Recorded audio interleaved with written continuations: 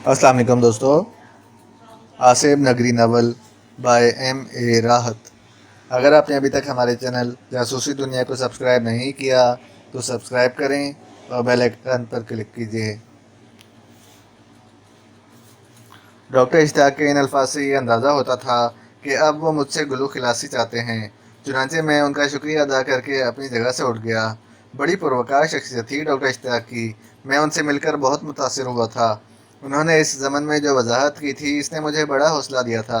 इन्होंने कहा था कि अगर कहीं से आपको कोई इशारा मिलता है कि आपकी शैतान से हिफाजत की जा रही है तो आपको मायूस नहीं होना चाहिए। और ऐसे बहुत से शवाहिद मेरे सामने आए थे। एक पुरस्कार आवाज़ ने मुझे मेरे इरादों से रोका था। ख्वाब की वो रात जब स्याहपोश मुझे इस्तेखाने में ले गए और सफ़ेद पोशों ने मेरी वकालत की थी। इनमें मेरी दादी अम्मा भी थीं और कोई मोहतरम शख्सियत हाजी साहब भी थे जिनका वस्त शफ़क़त दादी अम्मा पर था। ये सब शवाहिद मेरी हिफाजत के ज़मन में ही थे। दिल को ढारस हुई थी। ये ख्याल भी आया था कि ये वो वाहिद जगह है जहाँ मेरी ज़बान बंद नहीं हुई थी। मैंने दिल खोल कर बातें की थीं। मेरी शदीद ख्वाहिश थी कि किसी को अपना राजदार बनाऊं। रास्ते भर यही बातें सोचता आया था। घर जाने को दिल नहीं चाहा। फिर दिल में आया कि क्यों ना ताई जान के घर चक्कर लगा आऊं। उनकी तरफ से खामोशी बड़ी पुरस्कार थी। कैसर खान को ताई अम्मा के घर का पता चला तो वो सोचों में गुम हो गया। इसके बाद इस वक्त चौंका जब कहा ताई अम्मा के शानदार रिहाइशगाह के गेट पर रुकी और चौकीदार के दरवाजे खोलने पर अंदर दाखिल हो गई। मैं नीचे उतरा। पहली बार इस तरह तन्हा ताई जान के पास आया था। ये भी पता नहीं था कि वो घर पर होंगी या नहीं, लेकिन एक मुलाजमा जो मुझे देखकर मेरे पास आई थी मुझे ड्राइंग रूम में ले गई। मैंने दानी सरकार और सायरा के बारे में पूछा था तो उसने बताया कि दोनों मौजूद हैं। मैंने उससे कहा कि इन्हें बताएं कि शहाब आया है। कुछ ही लम्हों के बाद दोनों माँ बेटियाँ ड्राइंग रूम में दाखिल हुईं। ताहिरा खानम इस वक्त आदमी के जामे में थीं। लिबास भी इंसानों जैसा था और हुलिया भी।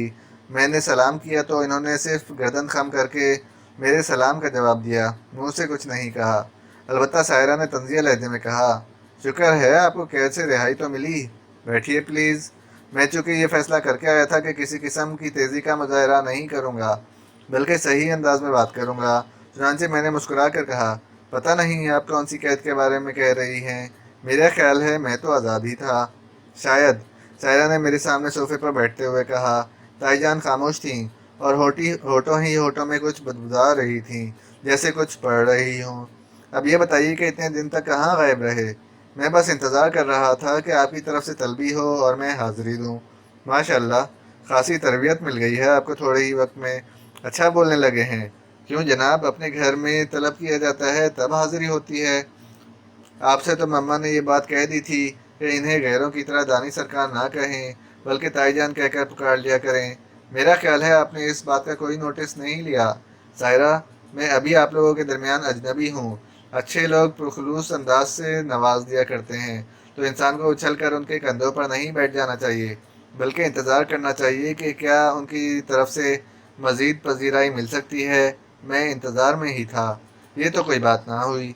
हम भी इंतज़ार ही कर रहे थे और ये सोच रहे थे कि कहीं आप हमें अपने आप पर मुसल्लत तो नहीं समझ रहे। वैसे माफ़ कीजिएगा शहाब साहब, ये बात तो मेरे इल्म में है कि ताया अब्बू बिल्कुल नहीं चाहते कि हम आप लोगों से मिलें।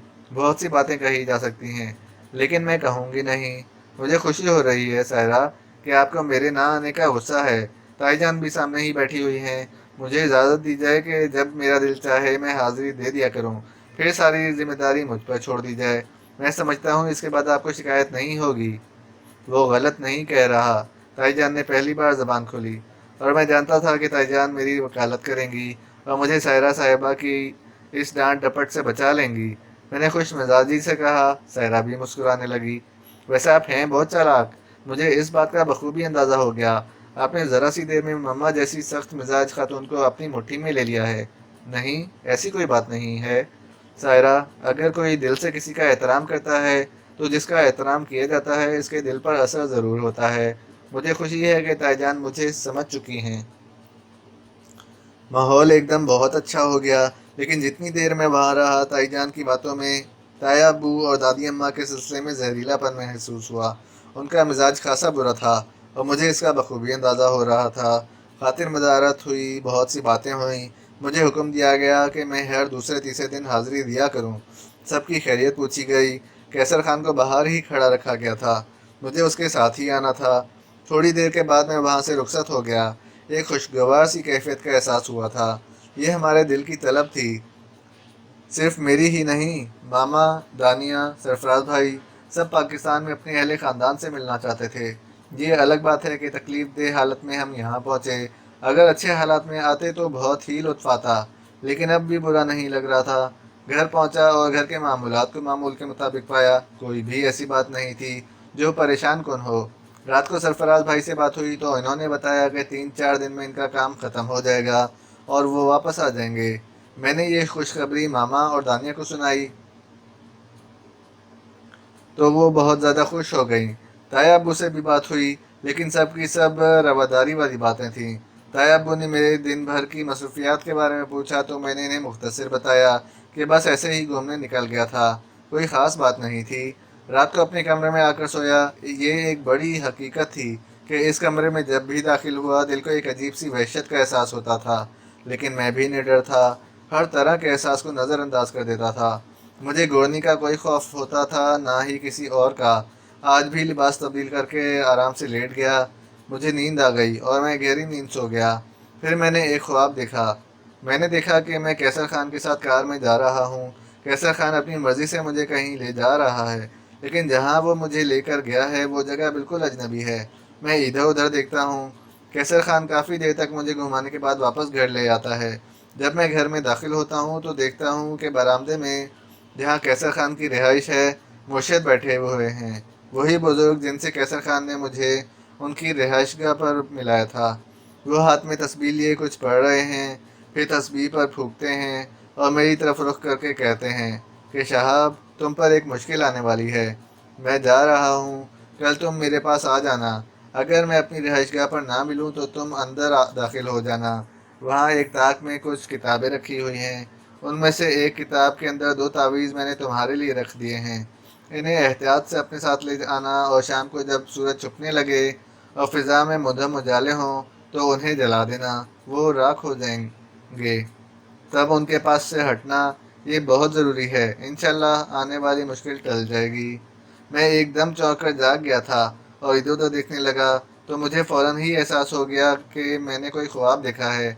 लेकिन मुर्शद को ख्वाब में देखना, उनकी तरफ से किसी हिदायत का मिलना मेरे लिए बड़ा सनसनीखेज़ था। मैंने दिल में फ़ैसला कर लिया था कि मैं कैसर खान को लेकर मुर्शद के पास ज़रूर जाऊंगा। दूसरी सुबह मामूल के मुताबिक आँख खुल गई थी। मैं मामूल के मुताबिक चहलकदमी करने के बाद कैसर खान के पास पहुंच गया।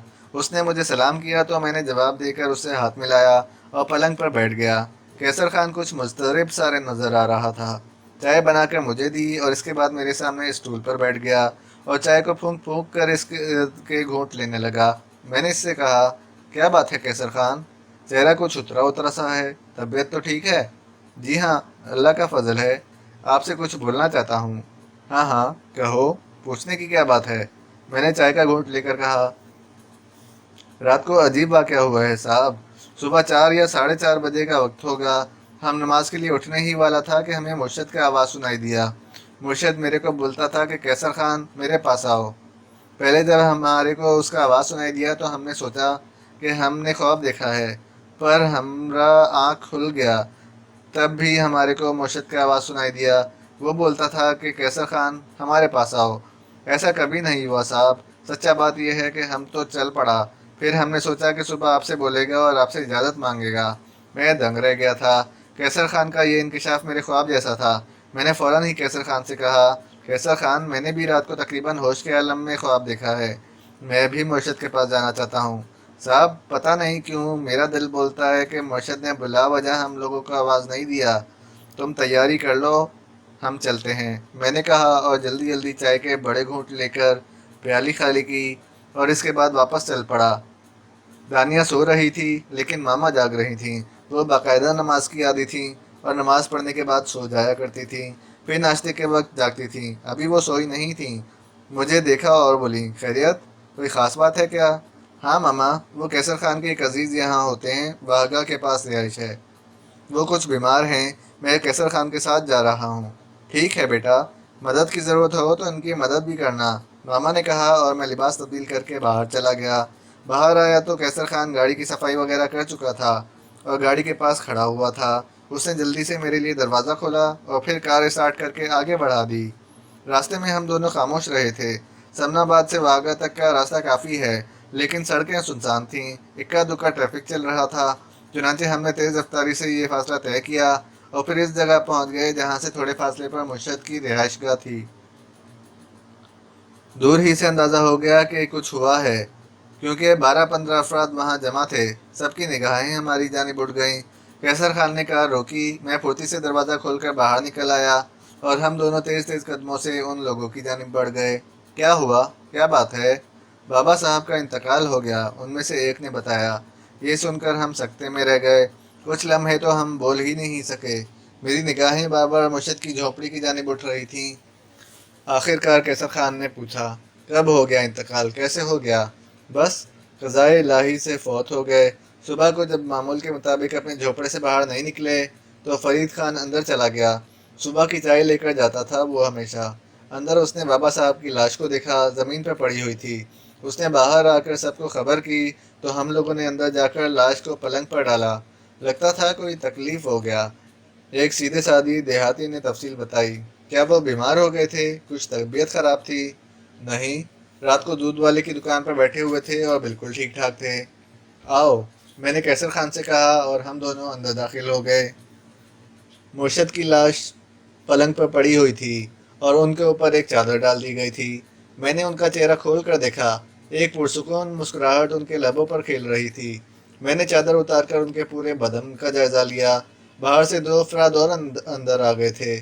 پوری طرح یہ اندازہ لگانے کے بعد کہ ان کے جسم پر کوئی زخم وغیرہ نہیں ہے، میں نے چادر دوبارہ ڈال دی۔ پھر میری دزدیدہ نگاہیں اس طاق کو تلاش کرنے لگیں جس کا حوالہ مرشد نے دیا تھا، اور یہ دیکھ کر میں نے ایک گہری سانس لی کہ طاق پر کتابیں رکھی ہوئی تھیں۔ کم از کم یہاں تک تو میرا خواب درست ثابت ہوا تھا۔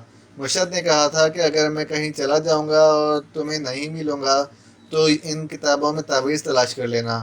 مرشد چلے بھی گئے تھے اور کتابیں بھی موجود تھیں، لیکن اس وقت 2 افراد سامنے تھے، اس لیے کتابوں کو تلاش کرنا غیر مناسب عمل تھا، لیکن یہ کام پہلی فرصت میں کرنا تھا۔ میں باہر نکل آیا اور لوگوں سے کہا، بابا صاحب کی تدفین کے لیے کسی کا انتظار تو نہیں کرنا؟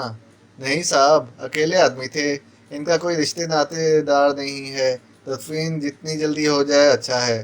مگر صاحب، ہم غریب لوگ، کفن دفن کا انتظام؟ نہیں، ایسی کوئی بات نہیں ہے، وہ ہمارے بھی مرشد تھے۔ آپ میں سے کچھ افراد کیسر خان کے ساتھ چلے جائیں اور ضرورت کی تمام چیزیں لے آئیں، ایک شامیانہ بھی لگوا دیا جائے۔ آپ براہ کرم یہ سارے انتظامات سنبھال لیجئے، میں مرشد کی لاش کے پاس بیٹھتا ہوں، میں نے کہا اور کیسر خان کو بلا کر اچھی خاصی رقم دے دی۔ کیسر خان کی آنکھیں ڈبڈبائی ہوئی تھیں، اس نے رقم لی اور چلا گیا۔ میں تھوڑی دیر تک باہر کھڑا رہا۔ کیسر خان 3 آدمیوں کے ساتھ کار میں بیٹھ کر چلا گیا تھا۔ میں نے باقی لوگوں سے کہا، یہ پیسے رکھ لیجئے، مجھے یہاں کے بارے میں کچھ معلومات نہیں ہے، کسی مناسب جگہ جہاں مرشد کی خواہش ہو قبر کا بندوبست کیجئے۔ قبرستان آس پاس ہی موجود ہے کیا؟ جی صاحب، ہم چلے جاتے ہیں، ایک شخص نے کہا۔ تقریباً تمام ہی لوگ انتظامات کے لیے چلے گئے تھے۔ میں اندر داخل ہو گیا۔ میں نے ایک بار پھر مرشد کے چہرے پر چادر ہٹا کر ان کا پرنور چہرہ دیکھا اور میرے منہ سے آواز نکلی، میری آپ سے ملاقاتیں نہ ہونے کے برابر ہیں مرشد، لیکن آپ نے جس طرح میری رہنمائی کی اور جس محبت سے مجھے اپنائیت کے ساتھ جگہ دی، اس کے لیے میں آپ کا بے حد شکر گزار ہوں۔ اللہ تعالیٰ آپ کی مغفرت فرمائے۔ یہ کہہ کر میں نے ان کا چہرہ ڈھک دیا اور پھر میں تیز رفتاری سے ان کتابوں کی جانب بڑھ گیا۔